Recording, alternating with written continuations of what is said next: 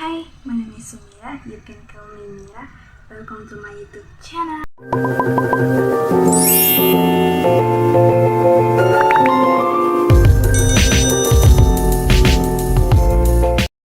Baik, di video ini kita akan membahas tentang rantai transfer elektron dan chemiosmosis, yang dimana merupakan tahap terakhir dari respirasi aerob.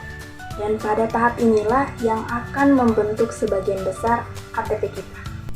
Rantai transfer elektron dan chemiosmosis merupakan proses produksi ATP dari NADH dan FADH2 yang dihasilkan dalam glikolisis, dekarboksilasi oksidatif, dan siklus Krebs. Kenapa NADH dan FADH2 harus diubah ke bentuk ATP?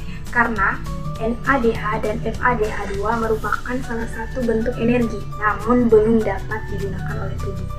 Maka dari itu, dia harus diubah menjadi ATP terlebih dahulu agar dapat dimanfaatkan oleh tubuh. Jadi, tujuan dari rantai transfer elektron dan chemiosmosis adalah untuk menghasilkan energi yang dapat dimanfaatkan oleh tubuh. Di mana kedua reaksi itu terjadi? Baik, kedua tahapan tersebut berlangsung pada bagian dalam mitokondria, lebih tepatnya pada membran dalam mitokondria atau yang sering disebut dengan kristal. Berikut gambar bagian dalam bentuk membran mitokondria. Adapun bagian dalam membran mitokondria tersusun atas fosfolipid bilayar, kompleks protein 1, koenzim I atau ubiquinon, kompleks protein 3, kompleks protein 4, sitokrom C, ATP sintase, dan kompleks protein 2 yang terletak di bawah. Disebut dengan rantai transfer elektron karena dalam prosesnya terjadi transfer elektron dari satu protein ke protein yang lain dengan oksigen berperan sebagai penerima elektron terakhir yang akan membentuk H2O, dan H2O ini yang nantinya akan dikeluarkan dari dalam sel. Proses perubahan NADH dan FADH2 memiliki sedikit perbedaan. Apa sajakah perbedaannya? Mari kita bahas bersama. Baik, yang pertama, pengubahan NADH menjadi ATP.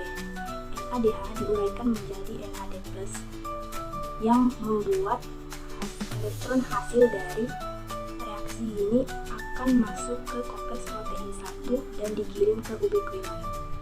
Pada saat melewati kompleks protein 1, hal itu memicu dipompanya ion H+ keluar ke ruang antar membran. Elektron dari ubiquinon dibawa melewati kompleks protein 3 ke sitokrom C. Saat melewati kompleks protein 3, hal itu juga dipicu dipompanya ion H+ keluar menuju ruang antar membran. Kemudian dari sitokrom C, elektron akan dibawa menuju ke matriks mitokondria melalui kompleks protein 4.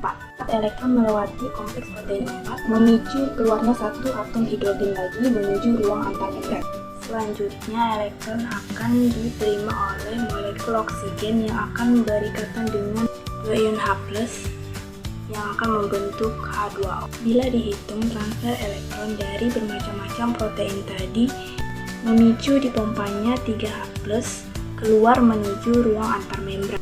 H+ atau proton tersebut kembali menuju membran mitokondria melalui enzim yang disebut dengan ATP sintase. Lewatnya H+ pada ATP sintase akan memicu enzim tersebut membentuk ATP secara bersamaan. Karena terdapat 3H+ yang masuk kembali ke dalam matriks, maka terbentuklah 3 molekul ATP. Pada akhirnya, untuk setiap satu NADH menghasilkan 3 ATP. Selanjutnya, pengubahan FADH2 menjadi ATP. FADH2 diuraikan menjadi FAD+. Kemudian elektron masuk ke kompleks protein 2. Transfer pada kompleks protein 2 tidak memicu pompanya H+ keluar menuju ruang antar membran. Setelah dari kompleks protein 2, elektron akan ditangkap oleh ubiquinon. Dari ubiquinon, elektron akan dibawa melewati kompleks protein 3 ke sitokrom C. Saat melewati kompleks protein 3, akan dikeluarkan satu ion hidrogen. Berikutnya, elektron dari sitokrom C akan dibawa ke matriks mitokondria melalui kompleks protein 4. Pada saat melewati kompleks protein 4, akan dikeluarkan satu lagi ion hidrogen. Selanjutnya, elektron kemudian akan diterima oleh molekul oksigen yang akan berikatan dengan 2 ion H+ membentuk H2O. Setiap ion hidrogen yang terbentuk akan masuk ke ATP sintase untuk menjadi ATP.